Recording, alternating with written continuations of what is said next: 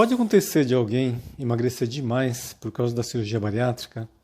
Isso é uma preocupação que, com uma certa frequência, os pacientes demonstram durante o pré-operatório de cirurgia bariátrica. Olha, depende do tipo de cirurgia. Se você for fazer um bypass, por exemplo, como existe um estômago pequenininho, então, e a anastomose é estreitinha, vai existir uma restrição à quantidade de comida que você vai conseguir comer no momento inicial. E como tem o desvio intestinal, vai ter o efeito intestino curto. Então, às vezes, no começo, nos primeiros meses, o paciente perde peso muito rápido e às vezes dá até a impressão de que passou do ponto. Mas esse intestino curto, com o tempo, ele reverte. O resto do intestino que ficou no trânsito, ele aumenta a capacidade de absorção, principalmente das calorias vazias.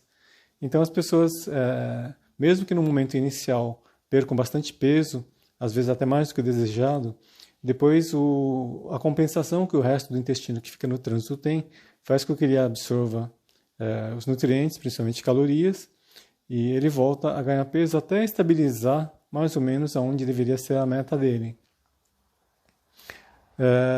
Ainda assim, também ele continua necessitando das reposições de vitaminas, tá? Nesse caso mesmo que aumente a capacidade de absorver nutrientes, como o intestino está desviado, ele não compensa a incapacidade de absorver as vitaminas, principalmente as vitaminas lipossolúveis, vitamina A, D, E, K. No sleeve, o estômago fica fino e comprido, mas não tem o efeito intestino curto, porque não é mexido no intestino.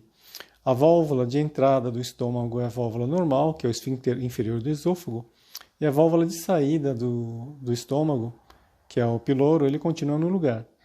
E o estômago todo, ele não fica mais estreito do que o esôfago em hipótese nenhuma. Aliás, em hipótese nenhuma que não tenha complicação.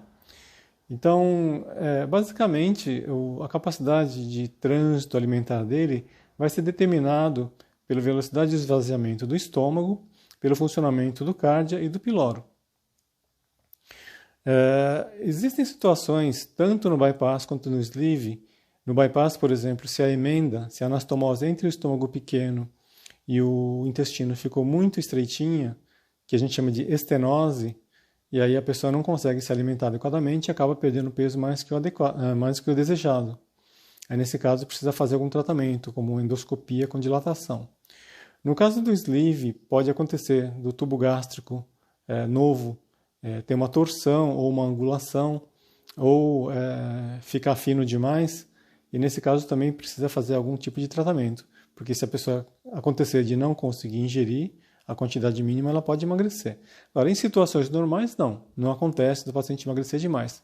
Isso é porque o instinto de sobrevivência dotou o ser humano de uma série de mecanismos de compensação que faz com que ele acabe aprendendo, dando um jeito de contornar qualquer dificuldade que ele tenha de alimentação que coloque em risco a sua vida.